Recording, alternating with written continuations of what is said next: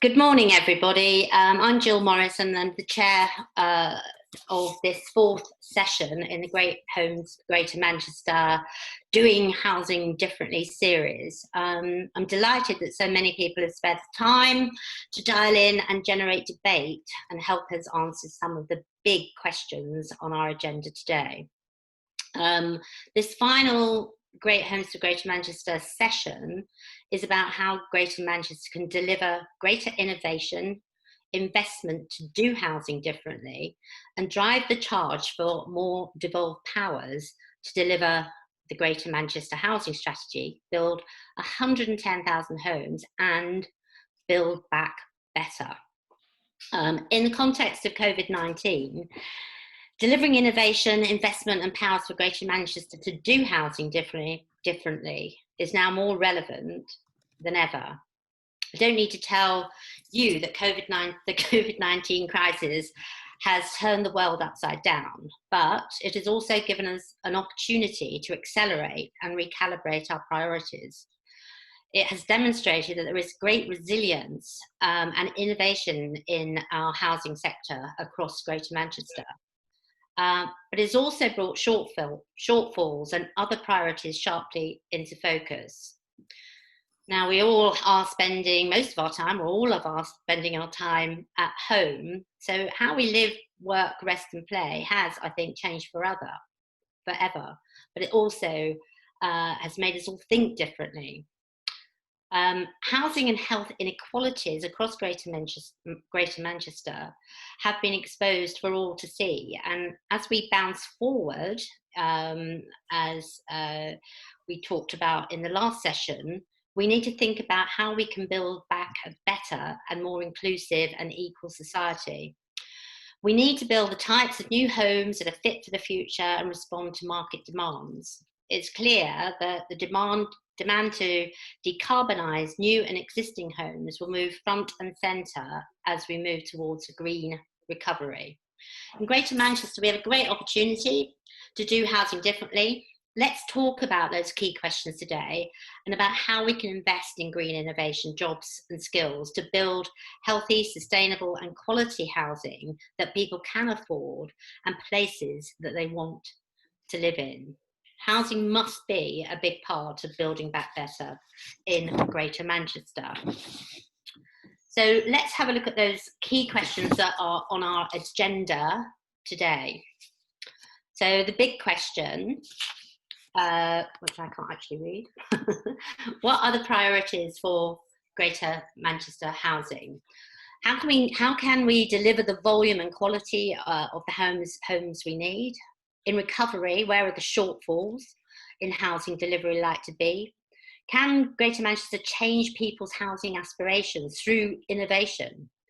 What will the future housing market look like? And how can Greater Manchester do housing differently through financial and infrastructure innovation? What further powers does GM need to deliver homes and places and ultimately build back better? So that should be easy enough for us to focus on. But before we get started, let's just quickly run through the housekeeping. Hello? Hi, I know you're at work. So let's just quickly run through the housekeeping. The session is being recorded, so that sneeze will have been recorded. I'm sure we can do something about it. It will be shared on the website quite quickly after the session finishes. Please use the hashtag BuildBackBetter and tag at GH4GM so we can continue the debate online. While panelists are speaking, please use the chat function. I want to make this as inclusive as possible and bring as many comments in, and also use the chat function and raise your hand. And actually, panelists, when you're unmuted and if you want to come back quickly, just raise your hand and say, I want to answer that question later on. But again, please make sure that the microphone is muted whilst others are speaking, but please, please, please put it back on. So very quickly, it's my pleasure, and I'm really pleased that it was a fantastic lineup. Jonathan Cox will kick us off from Anthony Collins. Andrew McIntosh is here from the GMCA, so I'm very pleased to hear what he has to say. Obviously, the things around planning and the GMSF will, I'm sure, be discussed at some point today. And Sarah Longlands, hello Sarah, from the IPPR North.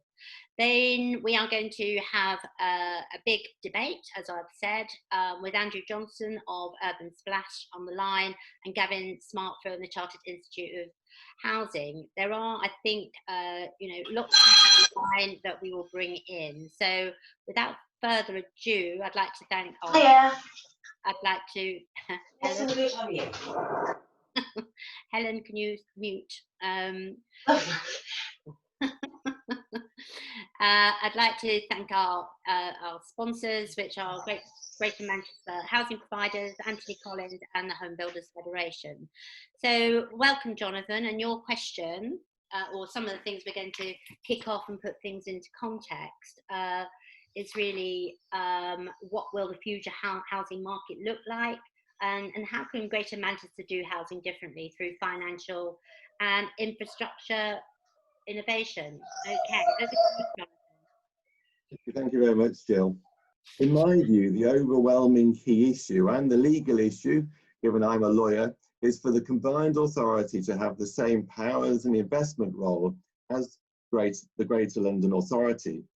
Because I think what is needed is strategic place making. And having the powers and investment role the GLA has would do that, as the IPPR report was referring to earlier in the year. From what I can see, though, that isn't going to happen anytime soon. So councils, including the combined authority and housing associations and developers, need to work closer together and to have shared goals. The spatial framework calls for many of the new homes to be built in the arc from Oldham to Wigan. That is why placemaking in those areas is so important. It isn't about house prices or affordability as such.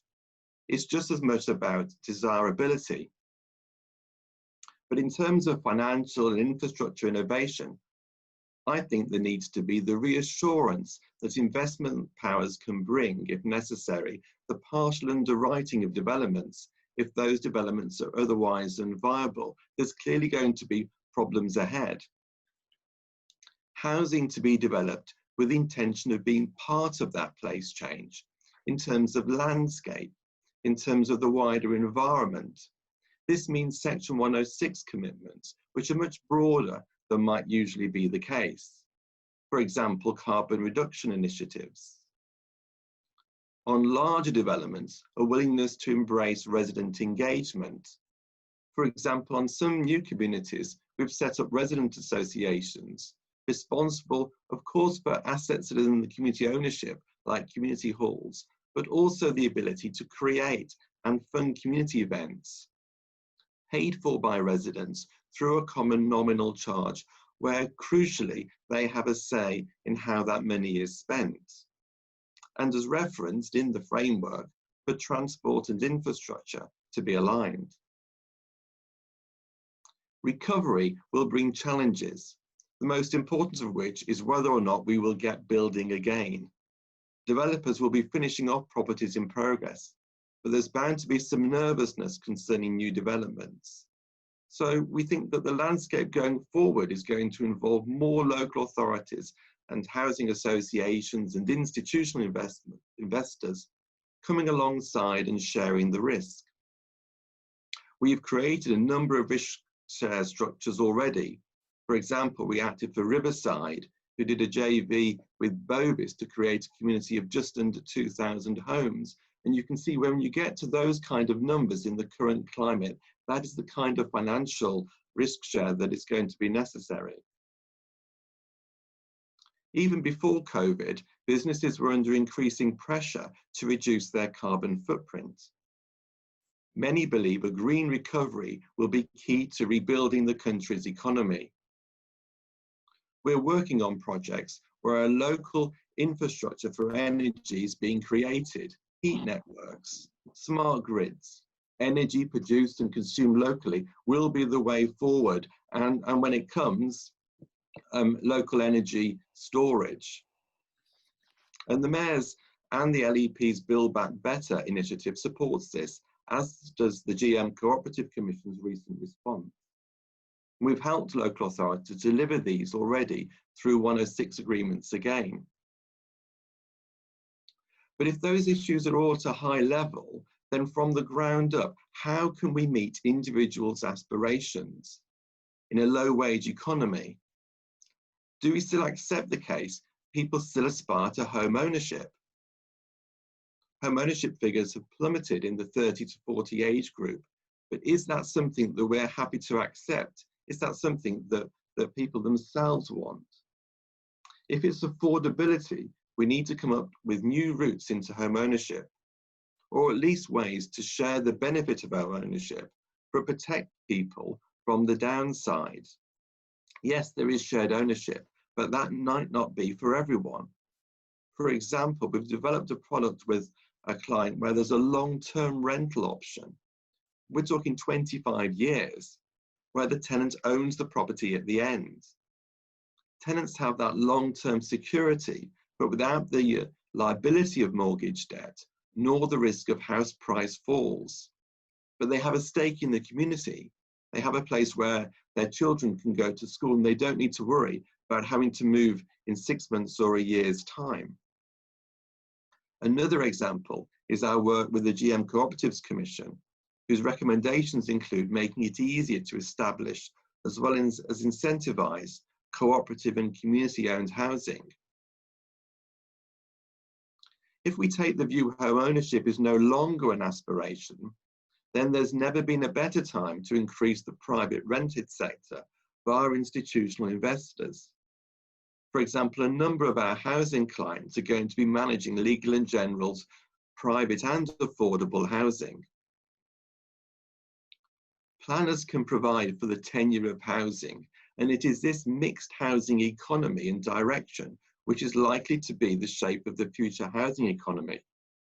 Since if Build Back Better is to mean anything, it is to acknowledge that we have to do differently. And I look forward to everybody's contributions on just how to do that. Thank you. Yeah, that's great, Jonathan. Really good. I mean, that's what we're here today to look at, is really looking to the future, and that whole thing about doing things differently, I hope, will be the core of the debate. So you've covered quite a lot of ground there, but I want to bring in Andrew McIntosh now from the GMCA, really to take the context a little bit further from a GM point of view. But how are we going to deliver that volume of housing and the quality and type of housing that we need? Andrew. Thanks very much, Jill. I suppose reflecting on the sort of position that we ended up in 2008-9, sort of starting question is, so what's different from that scenario compared to where we find ourselves now? I think it's a bit too soon to say exactly what the impact of COVID is going to be, but I think reflecting on a few points, that the RPs were really the last people delivering and developing at 2008-9, the last financial crash. And I think since then we've built a very strong relationship through the GM HP group, so we're in a much stronger position to work in collaborative partnership to bring forward the type of housing that everyone aspires to at a GM level. We've got an MOU in place with housing providers. We're working on a revised version of that, which is a tripartite agreement with Health and Social Care Partnership to bring in the health and supported housing tenures, and a joint vision as to how we actually deliver across GM, which puts us in a much stronger position than we were at the last financial crash.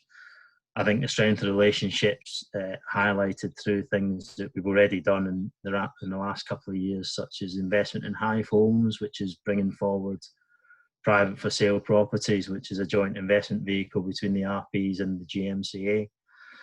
And I think that just shows the depth of working arrangement that we've got and the collaboration that we can achieve through those forms of working arrangements. As part of that, looking at how we can utilise modern methods of construction to accelerate delivery across all the GM housing sites, working in partnership with the register providers. And while early days, it's that joint arrangement that will hopefully see us be able to deliver something substantial at a GM level.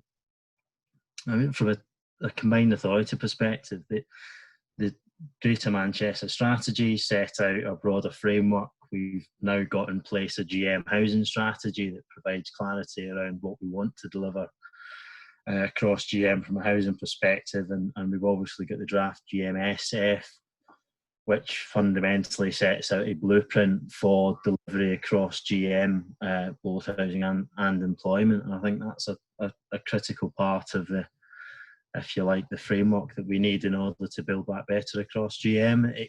It creates the plan upon which everyone can then build the developments and schemes that I think Jonathan was talking about. I think, without that sort of framework in place, it's a bit difficult to coordinate activity, but actually with the GMSF ambitions, it should give us a platform upon which everyone can develop their ideas and all collaboratively deliver together.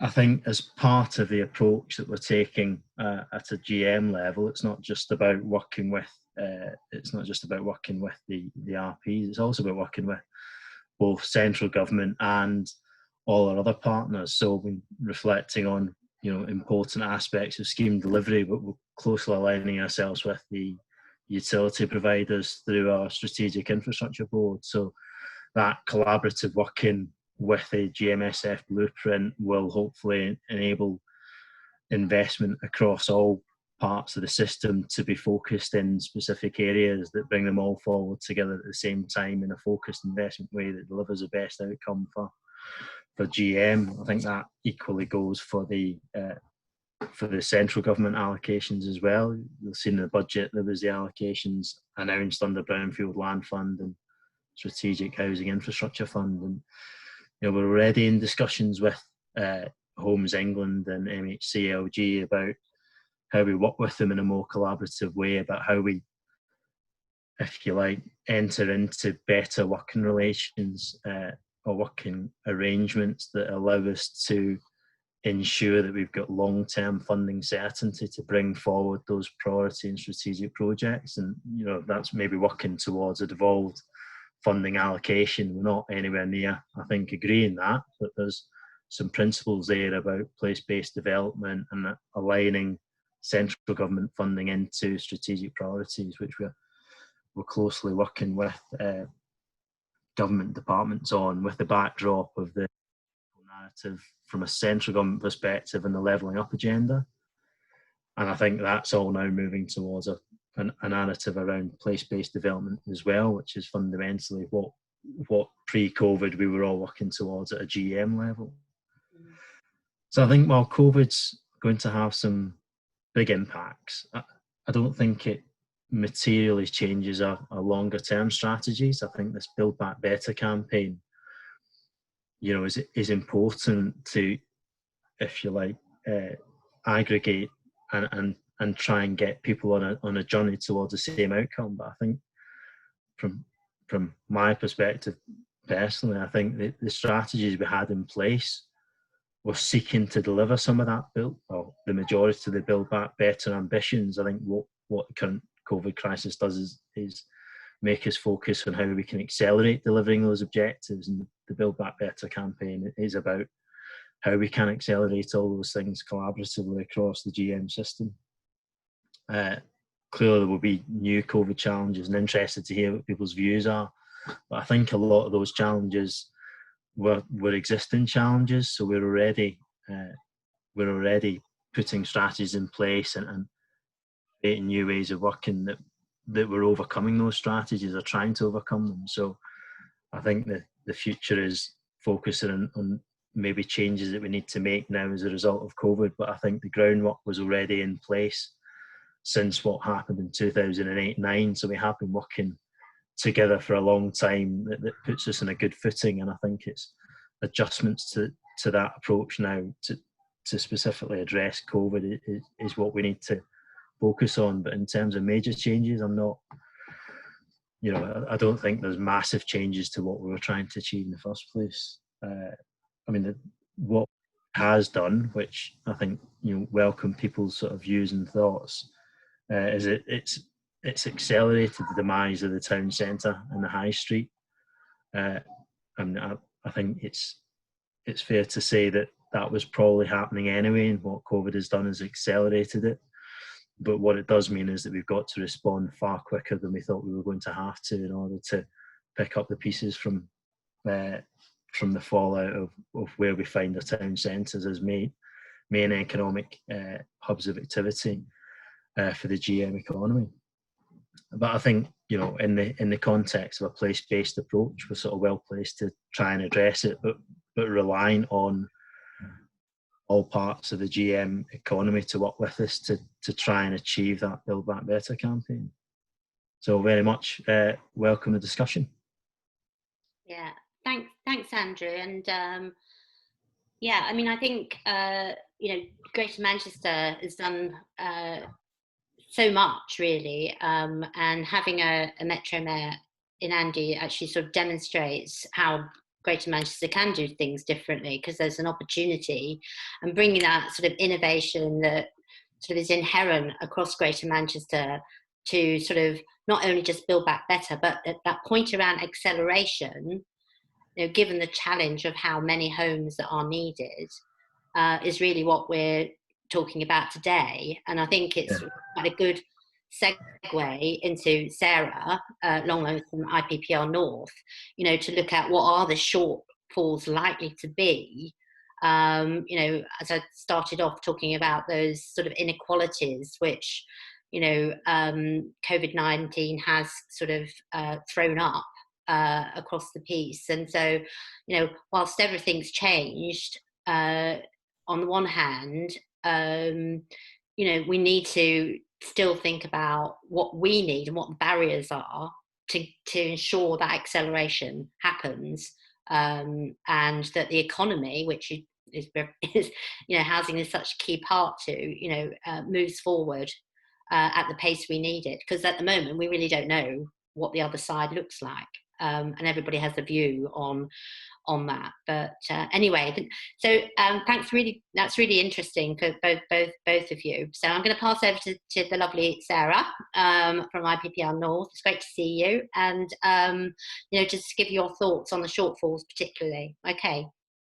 Okay, thanks, and thanks for the invitation to come here this morning and speak to you all. And I guess we're all getting more used to these kind of sort of feeling of disembodied voices coming from out there in Greater Manchester, but really good to be here.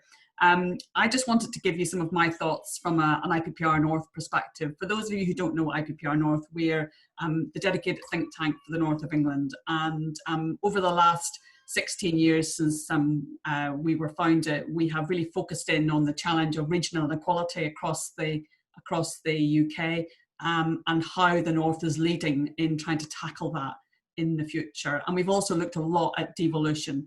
And as Jonathan mentioned, we recently published a report in February looking at the challenge of a devolution parliament and the need to really up the ante when it comes to devolution, and making sure that local authorities, planning authorities have the powers they need to be able to make a real difference in terms of housing delivery.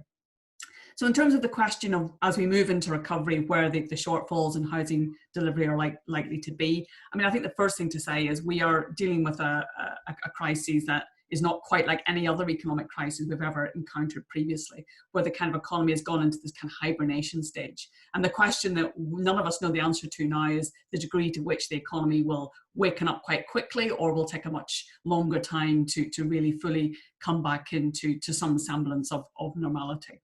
So I think the short answer, I guess, is that the shortfalls will probably be where the shortfalls have always been, except they're probably going to be more difficult, certainly in the short term. And what we're finding with this crisis is that it's tending to accelerate existing trends. So if there was a bit of weakness or a bit of challenge in one particular area, then this crisis is making that even worse and accelerating the negative aspects of that. So that's a real challenge.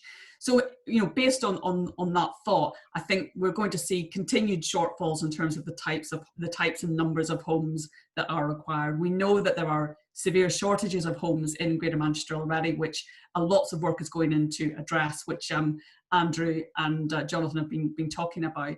But we're also likely to see an increased demand for housing for people who have more specialist needs. We know there's been a big move around moving people out of homelessness and rough sleeping into hotels for the period of coronavirus. And we know that now there's a wider debate on getting these people into more permanent move-on housing in the longer term. And as Jill mentioned at the start, you know, we've seen how this crisis has really traced the contours of the existing inequalities within GM and indeed the wider country.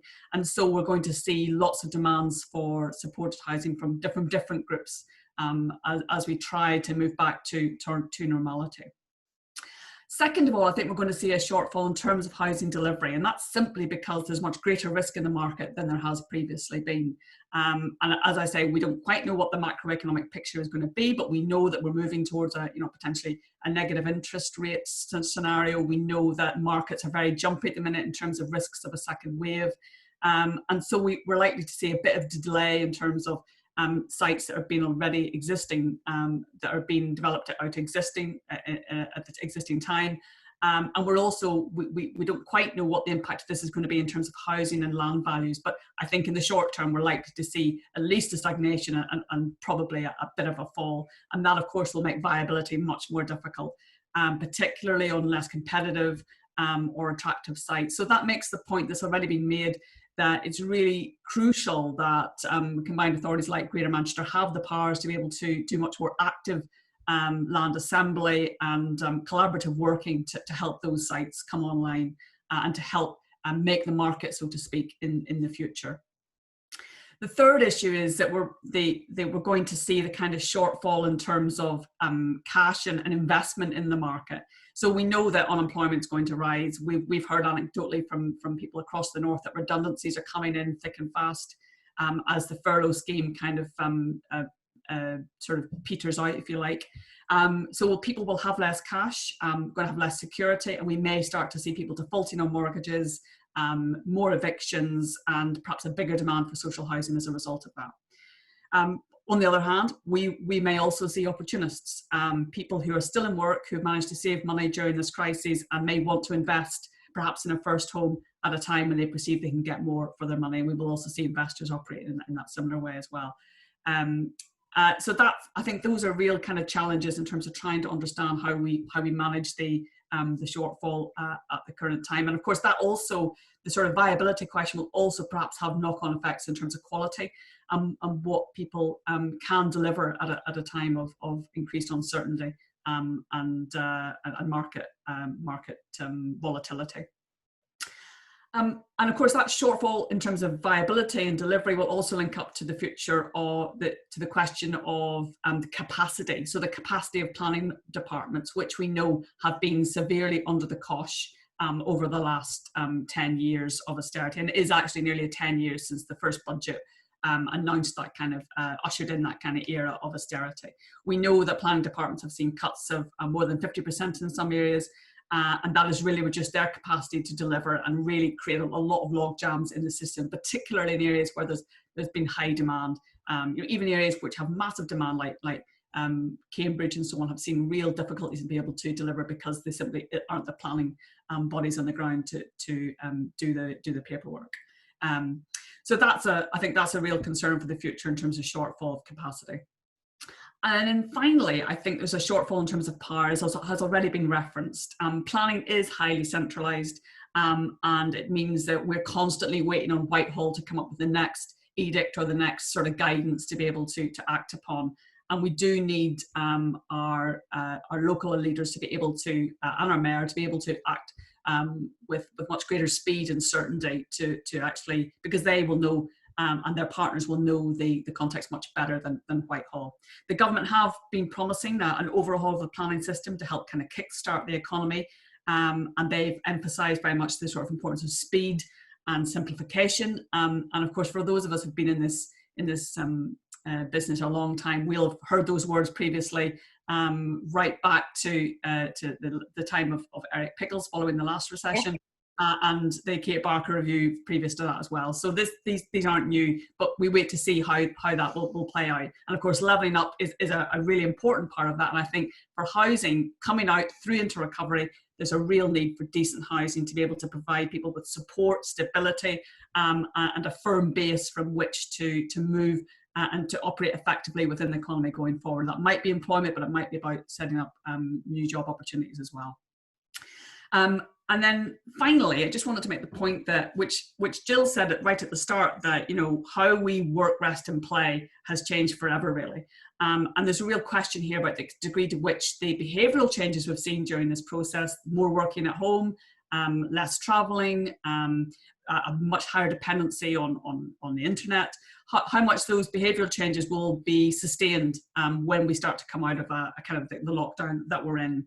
But I think it's fair to say that the world we're coming back to will be very well different from the one that we left in March.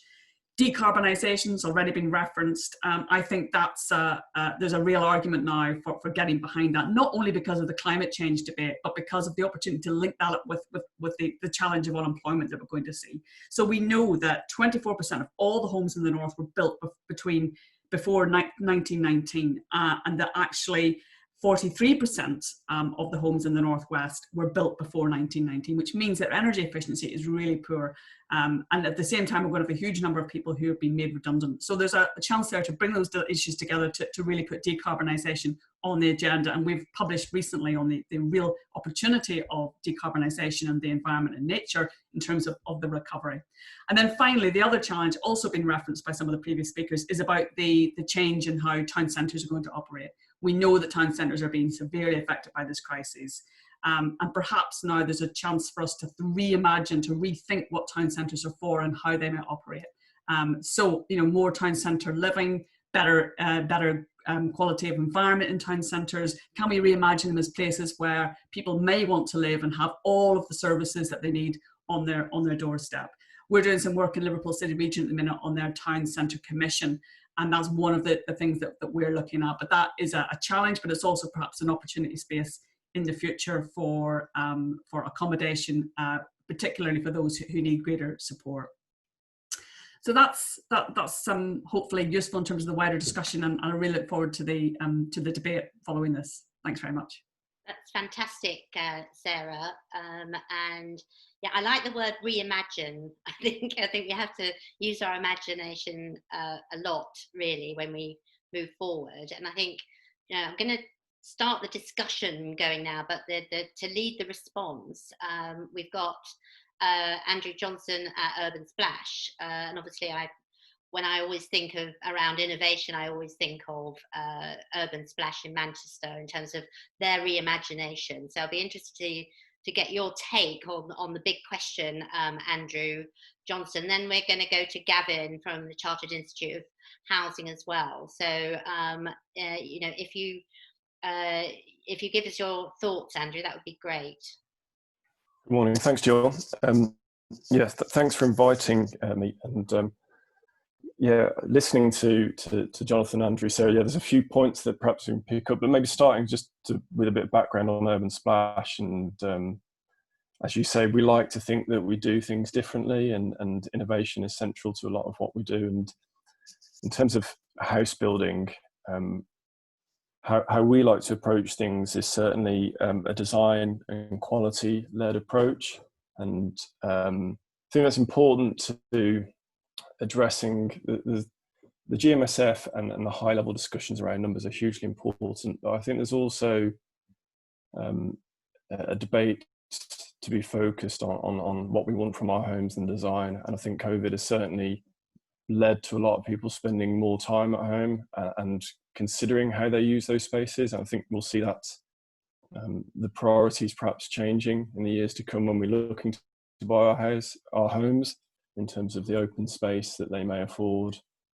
Working from home will definitely be a big part of all our decision making in the future as well.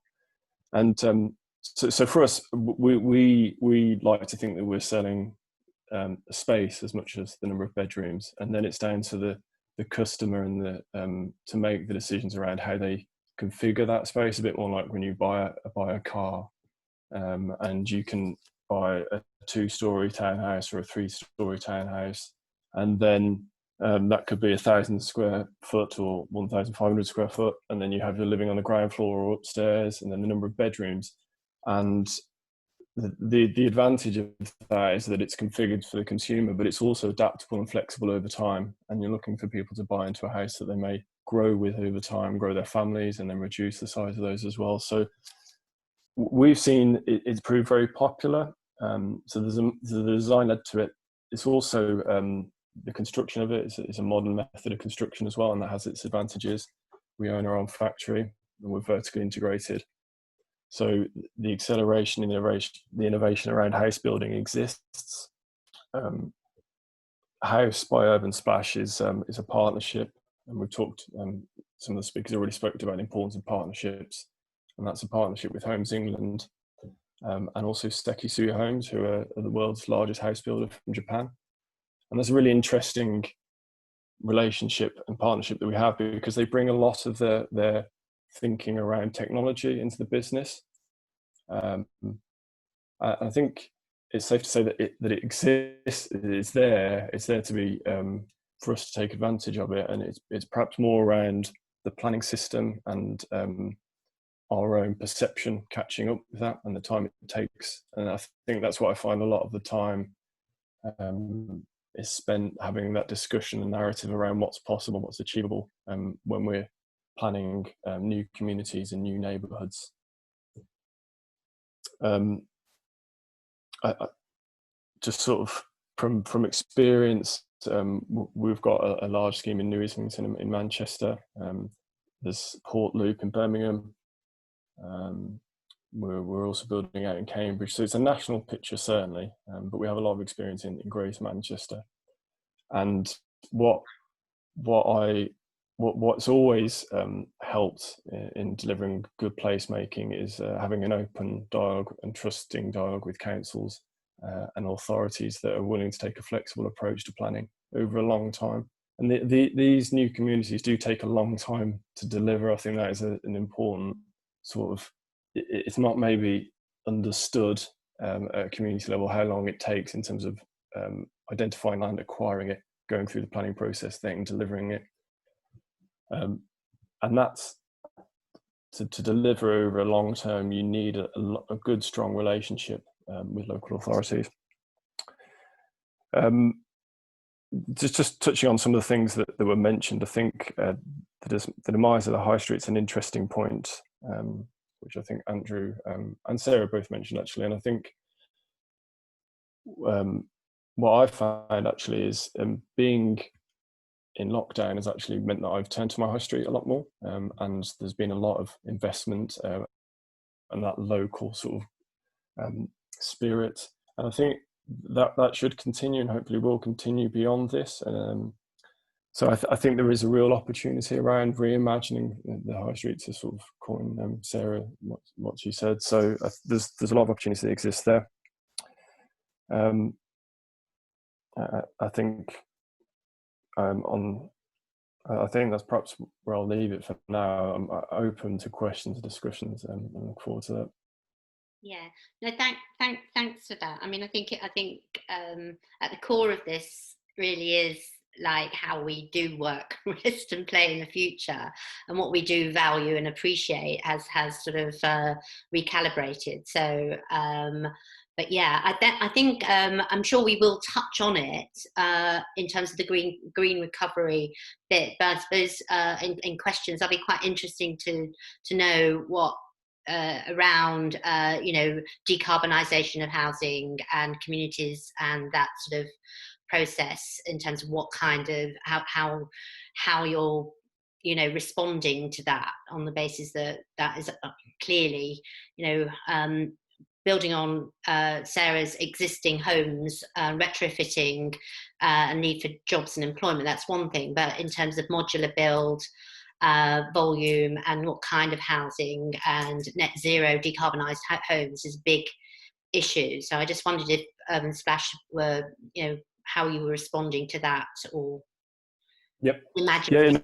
Yeah, it's a very good point, and I think we're very close to sort of delivering net zero carbon homes, certain in operation. That is, I think it's an important distinction to make. And you'll find across the country the appetite for it is there in authorities to differing degrees, and some have far more ambitious targets than others. And we're certainly, as a company, committed to that. And I suppose there's an element of a level playing field around what developers achieve. So we're very committed to that, and the modular construction allows us to do that. But viability of schemes is very important. So it has to be considered in the round and what the priorities are for different communities, and whether it's a green agenda or an affordable housing one, or it's a community building process and putting infrastructure in place. So it is all about priorities, but certainly the ability to deliver a carbon neutral home is there for us to do that. Well, it's in touching distance, certainly. Yeah. Okay, that's great, Andrew. We'll join in the chat later. If anybody does have questions all coming through, I mean, do use the chat functions. I can see that James Stevens and Hannah have got some questions there. But let's just go quickly to Gavin Smart from the Chartered Institute of Housing for his take on what needs to be done to around innovation and building back better. Thanks, Jill. Hi, everyone. I guess just a few thoughts for you. And I'll start with a bit of a disclaimer. I think I'm really conscious that I don't have the level of local expertise about that a lot of you will have about exactly what's going on in GM. Now, that's, I guess, both an advantage and disadvantage. And I suppose also maybe not the level of expertise in terms of devolution debates. So I've got some thoughts about that. But I wanted to start with, it might seem a bit kind of eccentric, but almost a slightly optimistic observation, because I guess we need a bit of optimism at the moment. And one of the things I've been trying to think about is not only the degree to which there are similarities between the financial crisis and the impact of the pandemic, but also where there are differences. And it seems to me that at least potentially one of the important differences is, possibly slightly bizarrely, the pandemic is at one level allowing us a degree of time to plan in the way that we're talking about now. Because the economy's been, as Sarah said, in a kind of hibernation, we can start to think about what moving out of hibernation looks like and how we might adjust our aspirations. One of the things that I think happened in the financial crisis, which was very different, was it kind of landed on our heads and we had to respond immediately. And that created a set of problems which I think are similar but not entirely the same as the ones which we're dealing with now. And I guess the second point for me is that at some level, as we move out and into recovery, I don't think financing is going to be straightforward, and I think there'll be financing credit caution, but probably not the sort of freeze that we experienced in the financial crisis. Those seem to me to be at least two grounds for moderate optimism, if not excessive optimism. Briefly, some thoughts about kind of devolution and powers. And like I say, I don't think I've got the expertise that a lot of you on this call have got, but just some thoughts. It seems to me on the face of it, it's very hard to make an argument that GM wouldn't benefit from the same kind of powers that exist in London, that control, that certainty, that ability to have a kind of a strategic control. And as somebody who operates in an organisation that works across the UK, actually, I think I'd also draw a connection between the fact that at a national level, housing has been devolved in Scotland, Wales and Northern Ireland for some time now. And I would say to you that it's worked. It's better. Devolved administrations have been able to do what they wanted to do with a reasonable degree of success, quite often pursuing agendas that are very different from the ones that the government in Westminster has wanted to pursue, particularly actually in Scotland and Wales. As we'll all be aware, Northern Ireland is a case all of its own, which makes life more complicated. But Scotland and Wales have achieved both, I think, distinctive and successful housing and arguably planning policy as a result of devolution. So I think there's a lot of reason for believing that model would have traction in a GM context as well. I guess some other just some quick thoughts. I noticed there was a bit of debate on the chat about what does the government mean by what's these newspaper reports about development corporations. I think I was in touch with somebody who's quite close to the central government recently who said, don't believe everything you read in newspapers. So I think that might have just been a bit of kind of flag flying. But what I think it does speak to is possibly a kind of an itch that government can never completely scratch, which is everybody says, well, planning should be faster and more certain. It's just that we keep talking about doing it and we're not really sure how to achieve it. And for me, I think sometimes that desire to somehow fix something, which actually I think may or may not be broken, can actually in and of itself generate more uncertainty because we endlessly change the rules. And if we know anything from people who actually have to do stuff on the ground, they almost say, anything as long as it's the same. And I don't want to say that there is no room for improvement. Of course there is, but I think I'm urging caution. If you throw all the pieces up in the air again, the first thing you typically get is a pause. And then the last thing I wanted to talk about a little bit was the kind of point about aspirations and changing aspirations. And I probably need to apologise in advance that this will come across like me arguing with myself. But just some quick thoughts. So I think there is definitely room for us to think about innovation, both in terms of product and in terms of tenure, and how that will help to change aspirations and meet changing aspirations, which I think changing aspirations has been accelerated as a result of the pandemic. I think Andrew talked about some of this already, but people are working at home more often. That is demonstrating the divide between those who've got the space and the ability to come through and those that haven't. Outdoor space is becoming more highly prized. We know that broadband connections are incredibly important in an environment like this. And I think the way in which we all are working, I don't subscribe to the view that everything will be completely different, but I think there will be change. I think the way in which we use office spaces will be different. I think people will probably travel less, probably work in offices less often. And that also, actually, for me, that raises questions around the kind of distribution of space and potentially create some opportunities as well, because some sites, some buildings may decline in value and may offer themselves to other uses which might have been more difficult previously. Where I'm going to argue with myself is I think we have to be careful to assume that the aspiration for home ownership has gone away. I'm not sure that's true. But I think a long time ago, I did a sociology degree, a sociology master's. So the amateur sociologist in me really wants to say that I think that the aspiration for home ownership in the UK is probably a feature of a number of things. But one of those things, actually, I think is probably a desire for what some sociologists would call agency and a control over your life and the decisions that affect it. And it may be less about the characteristics of home ownership and more about the characteristics of some of our rented and leasehold tenures that if you like, drive households to aspire towards home ownership because of the lack of control that appears to be part of other tenures. So, for instance, we know that leasehold generates huge numbers of complaints, both about standards, about costs, about management. Some of this is within our control to innovate and to change. And the degree to which we're able to do that and to properly deliver agency in the same way as actually tenant and resident involvement, tenant and resident voice is really important. For me, a lot of that is about agency.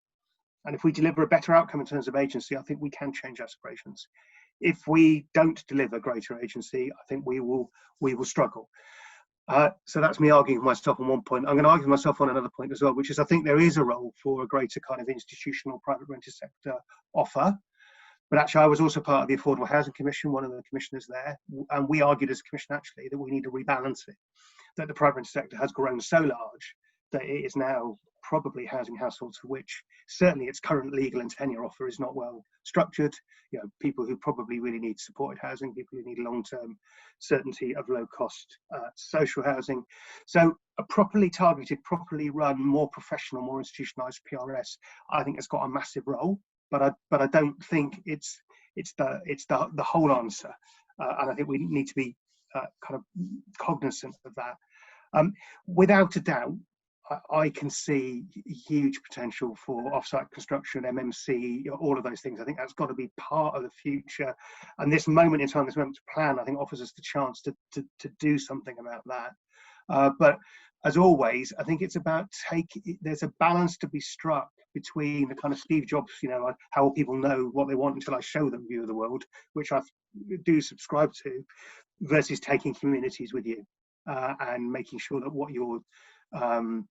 what you're delivering is what people really need to live the lives that they want to live. So I mean, a few kind of slightly kind of disconnected thoughts there.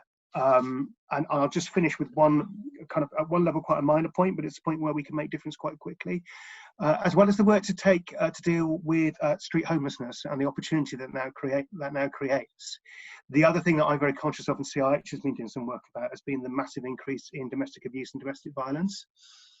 What that has led to is a huge demand for move-on accommodation from women's refuges, because predominantly they are completely booked up. There is a moderate glut of homes available for letting because there's been a pause in lettings activity. There's an opportunity there to do something in partnership between the social landlord sector and the women's refuge movement to help households that are ready to move on and to create vacancies to house women who need to escape domestic violence now.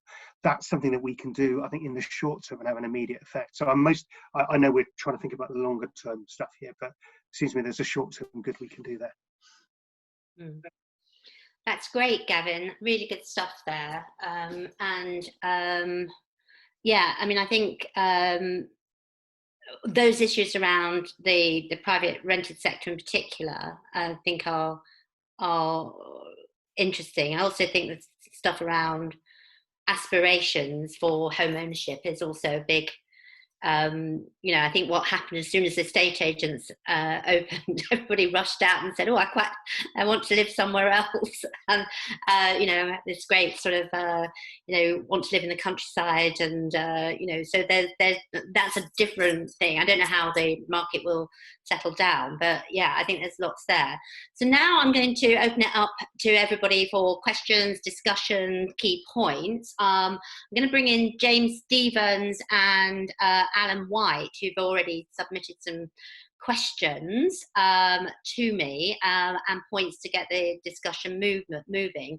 And I'll also bring in Hannah, because you've been active on the Councillor Hannah Roberts from Oldham, who's been active on the chat and a regular contributor to Great Homes for Greater Manchester. So James, are you there? Hello. I'll also put my camera on. Yeah. Can you hear me? Yeah. Oh no, I haven't. I'll leave my camera off. Yeah, thank you very much. Some very interesting presentations on this theme about investment and powers within the Greater Manchester Combined Authority area. My question is really to the panelists, is about what they think needs to be done or can be done over the next year to support and sustain house building activity across all those sectors, those homes built by the RSL sector and those homes built by the private sector, utilising the powers that the Greater Manchester Combined Authority already has.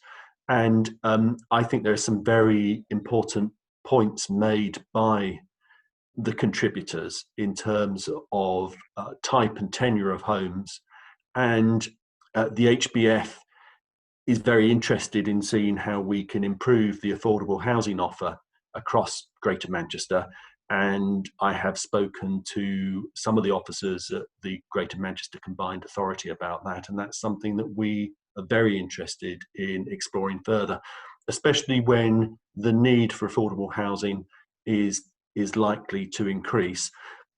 So how do we do that over the next year? How do we support and sustain house building activity, and how do we improve the affordable housing offer across the 10 constituent local authorities of Greater Manchester? Thank you. That's great, James, and I think it's a good question. We touched on it a little bit already, but about that whole process of acceleration as well. But I'm going to bring in Alan White because I think the question's linked. Alan? There you are. Hi. Hi. So yeah, Alan White from Waits. We work with a number of local authorities across the country working on housing growth, and that's a range of tenures from open market sale to affordable to social rent. And we really do get involved at any stage of the process in terms of project inception through feasibility and tendering for schemes to then deliver them on site. And whilst I appreciate there's a number of things that mean we need to think about things to make sure we get the offer right and make sure that the market moves in the right direction, we do often find that things are astonishingly slow, particularly in the local authority world. So just to gauge people's thoughts and ideas on things that are within our control to speed up delivery and demonstrate that we can inject some movement into housing growth, getting people's thoughts on that would be really useful. Thank you. Does anybody want to have a stab at that? I'm just thinking whether, Andrew, you want to come back on that in terms of that whole thing about how we can speed things up. Yeah, I'll certainly kick the conversation. I'm not quite sure it's going to be the silver bullet. I mean, I think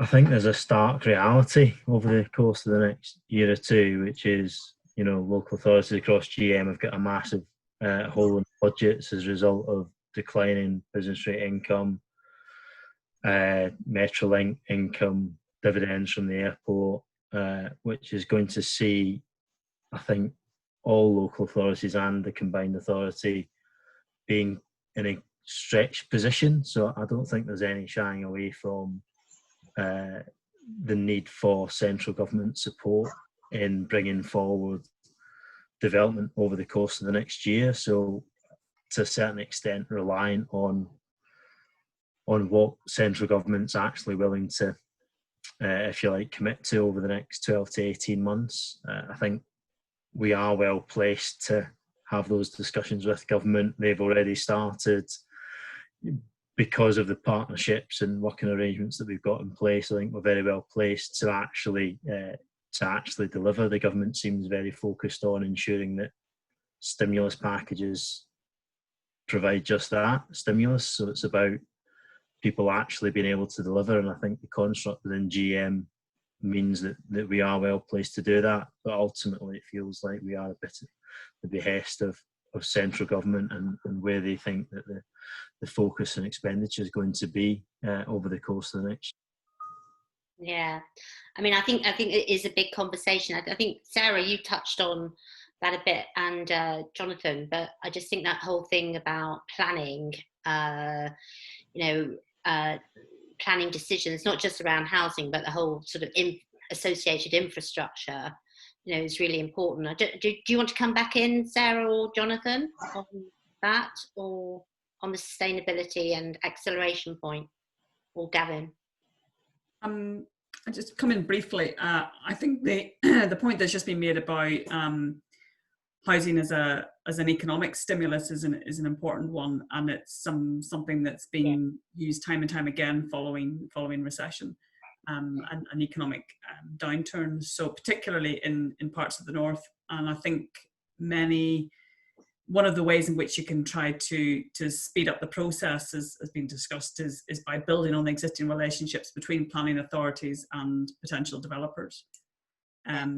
So I think that a lot of the groundwork for that has been well laid in areas like GM, and I think just trying to build on that, but also I think being open about who is delivering homes, and I think there's real potential for home delivery in different ways, not only through the public sector but also through civic organisations, and there's been a lot of movement on that in other parts of the country. So I think that's an area to look at. Yeah, Jonathan. Yeah, I think that the main point I wanted to make was about, as I gave it as an example, really, with that with the Riverside and Bovis.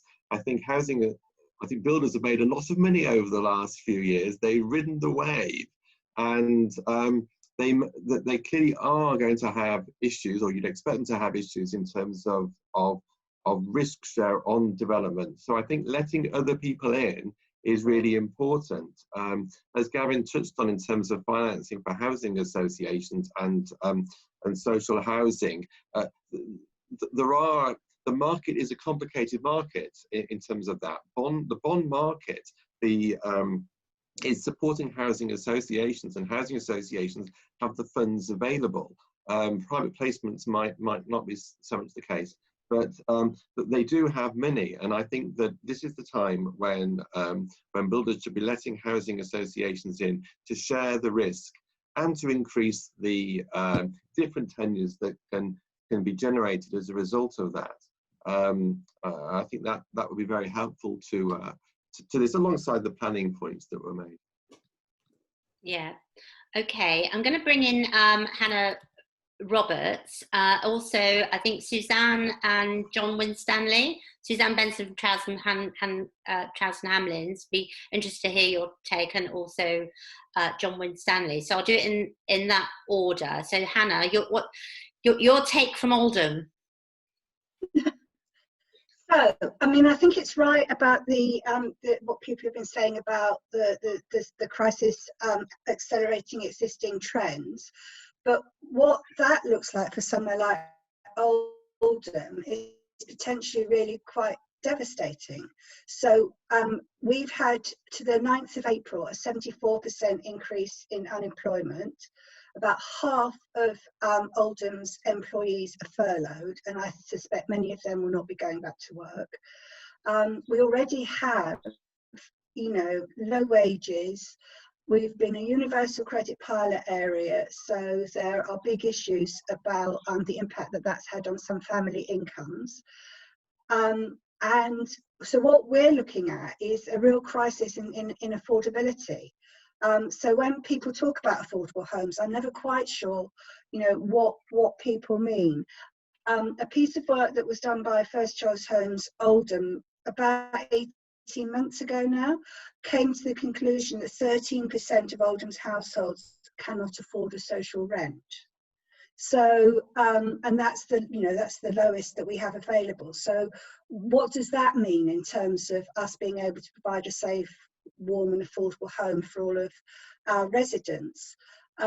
Clearly some of the things that the government has done, because there's a big link here between affordability and the way that the benefit system works. So restoring the link between housing benefit actually paying for people's rent, which is one of the changes the local housing allowance has helped in the current crisis, well, that will help if that's a permanent change, but so would lifting the benefit cap in terms of people. Now, one of the things that I know that people have looked at in some detail is the whole issue about the percentage of people's income that they're spending on housing, what is reasonable and what should we be working towards. So there's a whole set of issues around all of that. Andrew McIntosh is quite right in that the potential impact on our income and the cuts that we might have to make next year because of the crisis are huge. We were told at the beginning that, do what it takes, hand out the money and all the rest of it. But we're now being audited. We're being told that if we've paid business support grants to people who were not eligible, that we would not be reimbursed. We'd have to meet the cost of that and not central government. So if you were an authority that just gave out money on that, we didn't, on the basis of what the government said, you could be in quite some difficulty. I think we were already looking at what we could do with our town centre, how our town centre could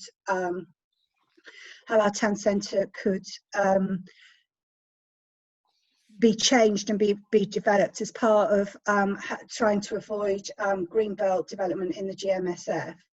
And I think I really strongly disagree with the town centre should be a place for those who've got greater support needs. We already have an increasing problem with the conversion of empty town centre buildings, shops, the premises above them for people who need a lot of support, you know, bed sits, being turned into HMOs, and people, we don't have the infrastructure to support them. I think what we need from town centres is mixed communities with decent outside space, and you know, looking at it being, you know, you're reimagining I don't know, a village and a community. It's not about saying that the town centre is just for some people.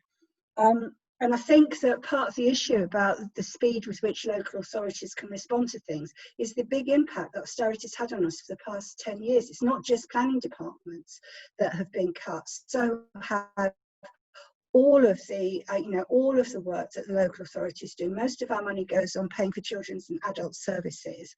What we have left over to provide the whole range of other things that are both required of us and that our residents expect from us, you know, is severely restricted. And that means that the kind of capacity for doing the kind of work that we want to do is really reduced. And it's not because we don't want to work with people and we don't want, you know, our places to be better places.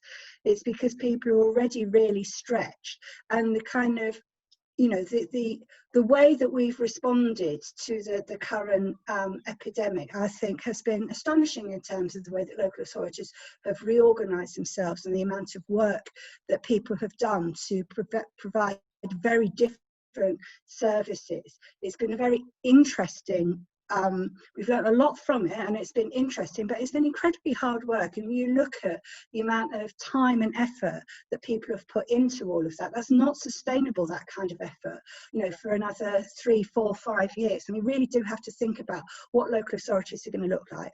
What does being a, you know, place and community leader mean?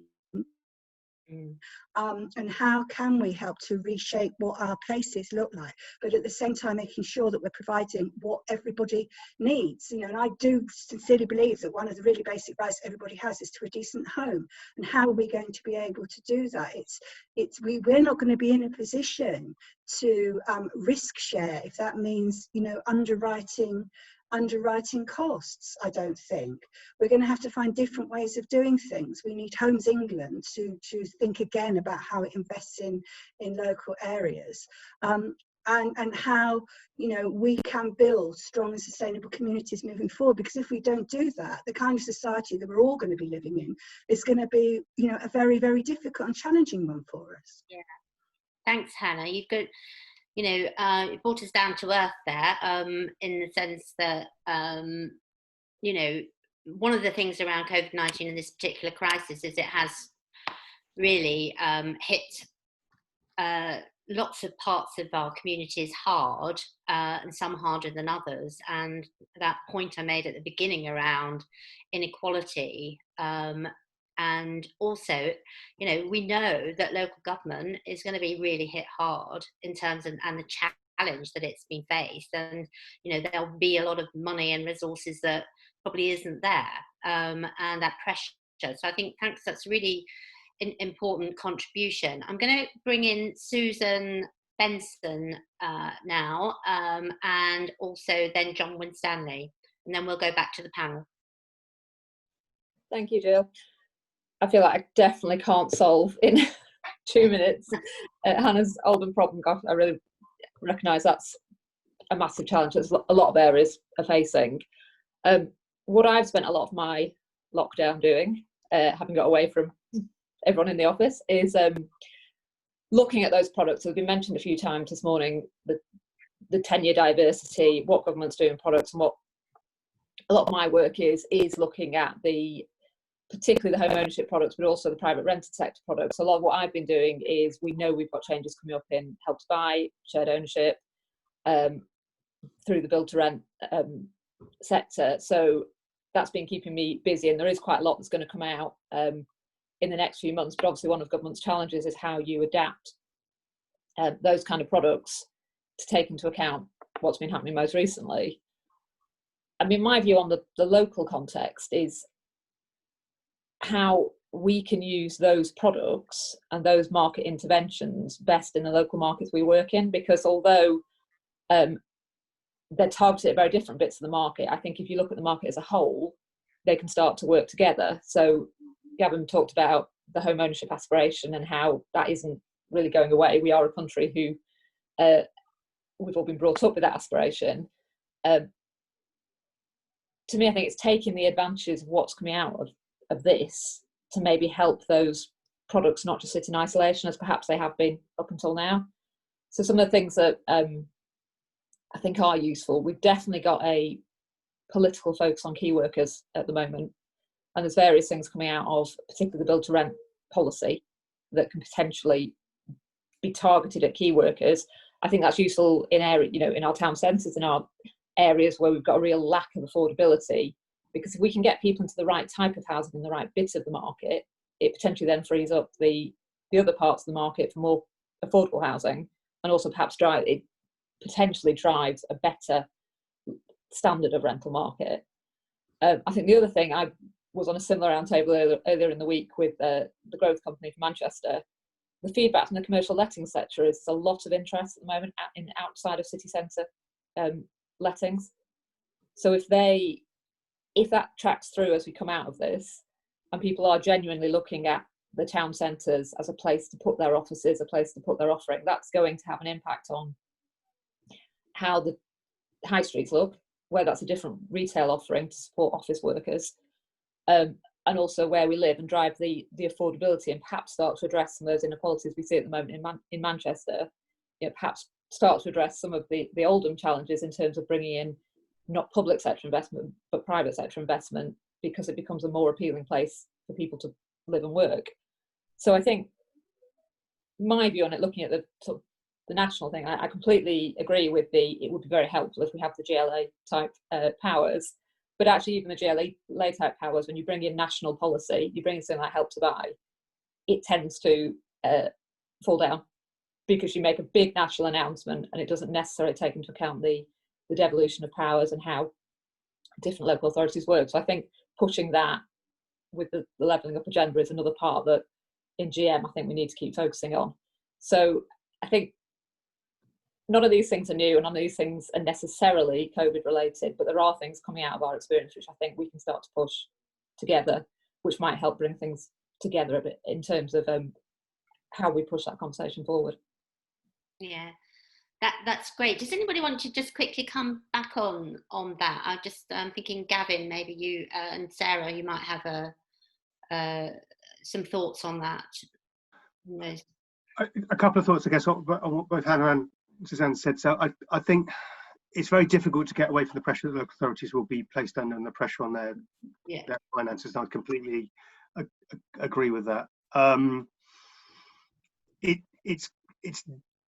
think it's difficult, but not completely impossible to look for sources of inspiration. So I think that where there might be at least a glimmer of hope is in situations where local authorities own land, and possibly this needs, again, greater devolved power from central government down to local authorities. But I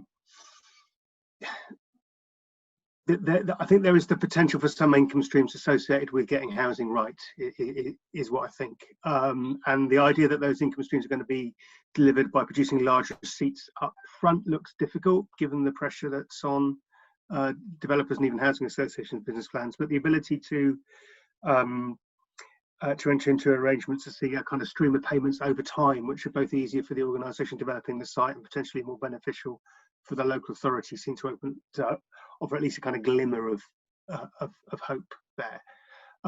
The other thought I had was, I completely agree with Hannah's point about some of this challenge actually not being a challenge for housing policy, being a challenge for welfare policy, and a major challenge for national government, which I am not clear at the moment they're going to rise to or not, is to think again about the way in which some of the changes and some of the cuts that have been applied to benefits in recent years will not work in the current environment.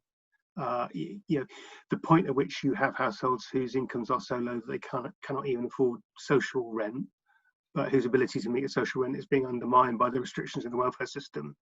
That's a model that's not working.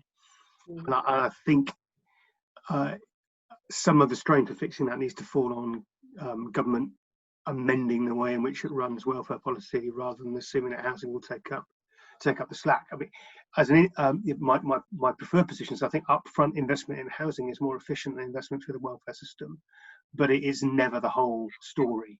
And I think the way in which both the benefit cap and some of the other restrictions are working is now contrary to what's necessary to see successful places and to see people properly housed. Yeah, that's great. Sarah, did you want to come back on that? I think again around that sort of devolved powers, local authorities in crisis as well. Yeah. Yeah, I mean, I think Suzanne's point about the key workers, I think, is a really interesting one, and I think there is a real need. It does provide an opportunity to kind of recognise the fact that many key workers don't have access to affordable homes, and particularly those who are perhaps just starting out in their careers. So I think that's a really important point, and also I really agree on the point about town centres. We have heard that anecdotally from some of the work we've been doing in Liverpool as well. About increased interest in town centre locations. And I think the whole idea of local has become much more important during their lockdown. And I think the question is with the degree to which that'll be sustained. So I think that's really interesting. In terms of the powers point, I mean, there is I think it's a really tricky one at the minute, because the crisis has actually seen a real re-centralisation in terms of command and control from central government, that seems to have been their default position. So we're a bit concerned about that at the minute, and the extent to which there's enough energy left for a discussion on how we kind of boost devolution further down the line. But I think that in terms of housing and the sort of discussion on getting this planning system moving, I think that devolution's got to be a part of that.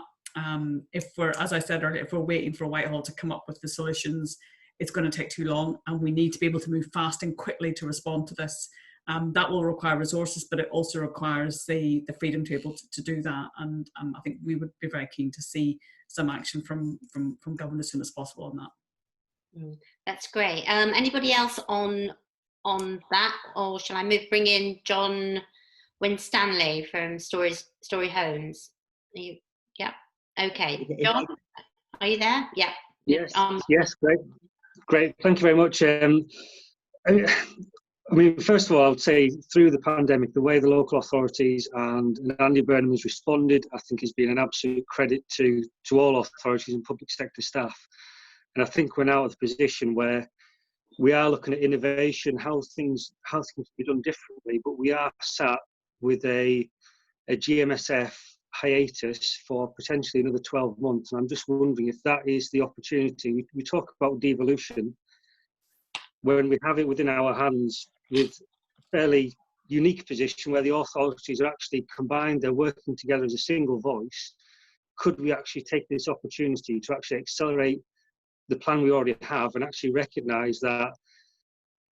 I think the feedback that I've certainly had is that people who live in town and city centres, the greatest issue that they've faced is actually a lack of access to quality green space or quality communal space that they can actually share.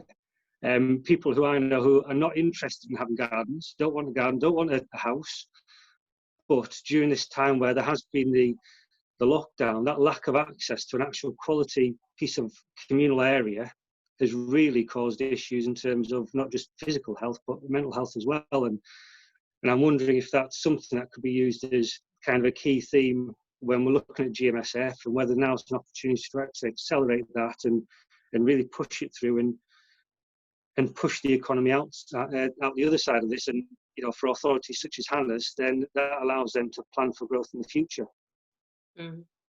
Yeah, that's great, John. That whole sort of, something that we're really focusing on is that big connection between health and housing, which clearly the COVID crisis has actually really shone a light on. I mean, it's just so obvious that people benefit from, you know, healthy housing and healthy environments, and, you know, people have learned to appreciate, you know, their local communities a lot more. So that, I mean, I'm just looking at the positive side, but in terms of the broader question, it's quite a good one to sort of get some final comments in. You know, let's cast, you know, let's see this as the opportunity, which again, I think there are opportunities here to make the case, and it's important, and that's really what Great Homes for Greater Manchester is trying to do, is to sort of bring that together and say, how do we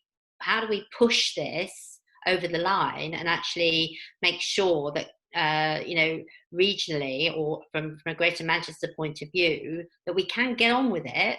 But we've got that sort of imagination and partnership and collaboration to actually to solve some of these issues. So that's the principle behind it. So I suppose just quickly, anybody who wants to come back and comment on that, but I think I'll just perhaps start with Andrew, just to get some feedback on that, on what's been said.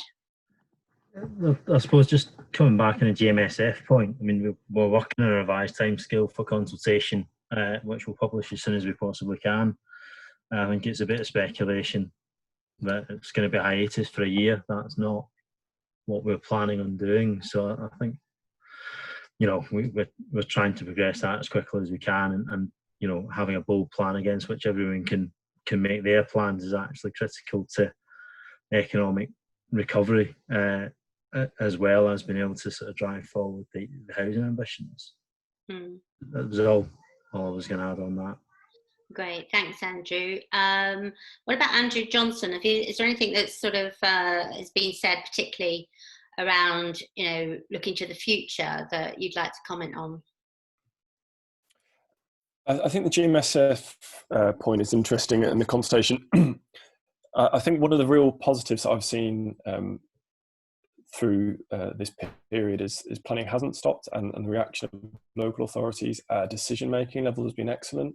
Everyone has adapted very quickly, and planning committees moving to virtual committees very easily. And I think that will be, that's a huge benefit, and it should help society and plan decision making in the wider sense, in that it allows it to become a more representative process.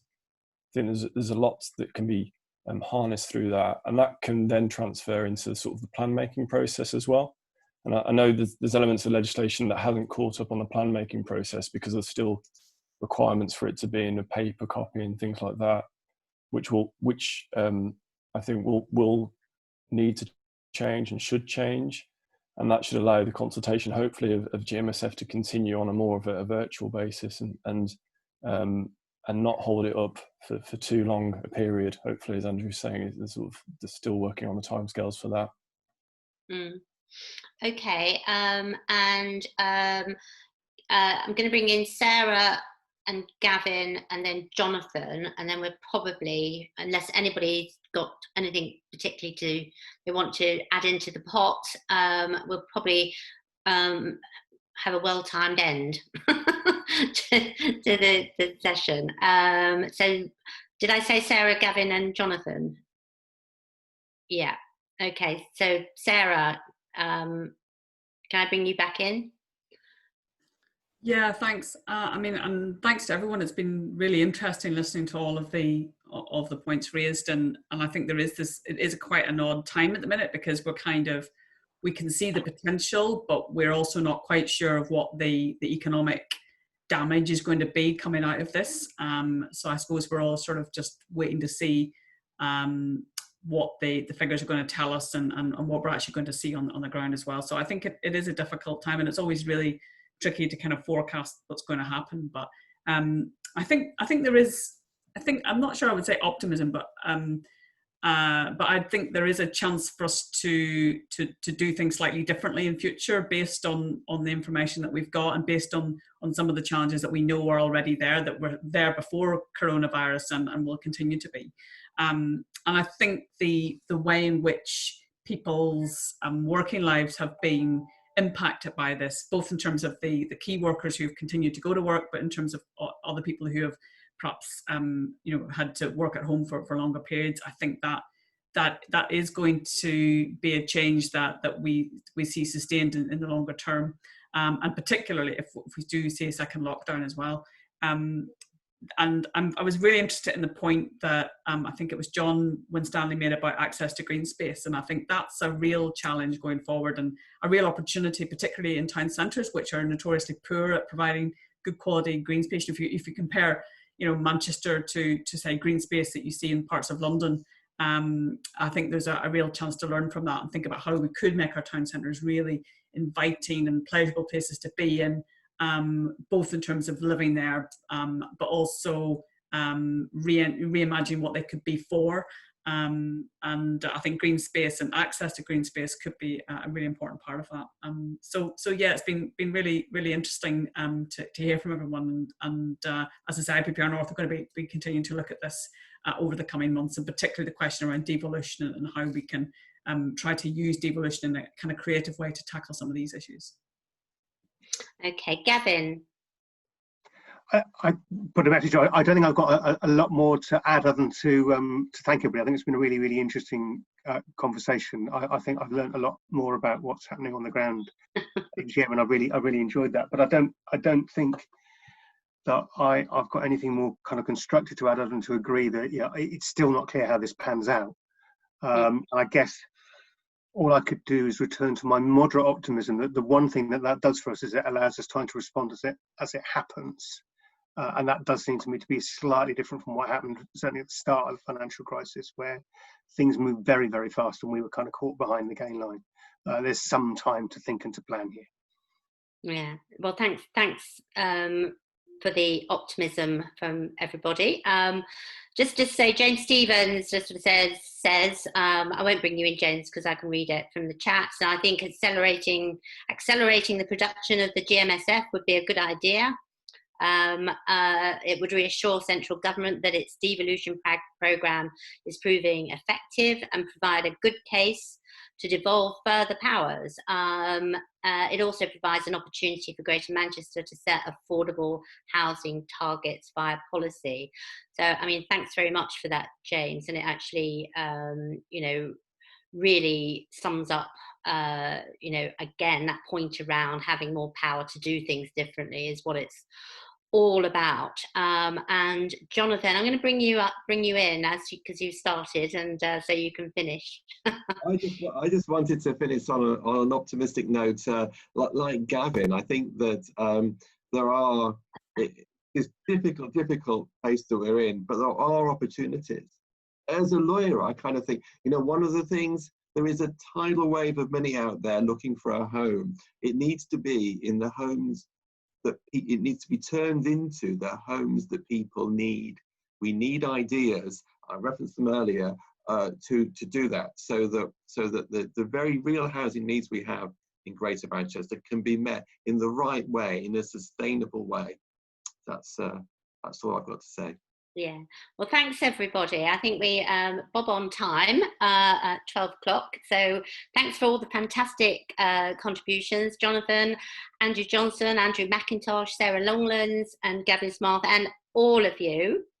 And there's a nice round of applause there from Mike Glennon. Thank you for being here. Just to say, this is the last in the summit series. You will, of course, hear more from us. There will be a session on the hardest hit, and one of those with the Greater Manchester Party Parliamentary Group, and taking forward some of the principles and ideas that we've come in terms of delivery.